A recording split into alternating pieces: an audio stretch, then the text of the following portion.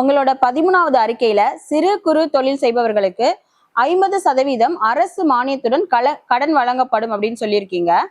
இது முன்னதாகவே மோடி திட்டத்துல பண்ணிட்டு இருக்காங்க. மத்திய அரசு இந்த திட்டத்துக்கு எல்லாருக்குமே சிறு குறு தொழிலாளர்களுக்கு மானியம் கொடுத்துட்டு இருக்காங்க.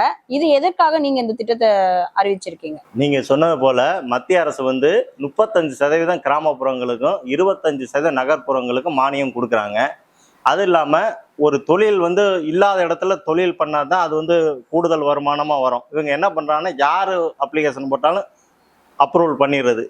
ஒரு ஏரியால ஒரு கடை இருந்தா தான் வருமானம் நல்லா இருக்கும். ஒரு ஏரியால 4 கடை இருந்துச்சுன்னா 4 பேருக்கும் வருமானம் சதுரும் போது யாருக்குமே லாபம் வராது.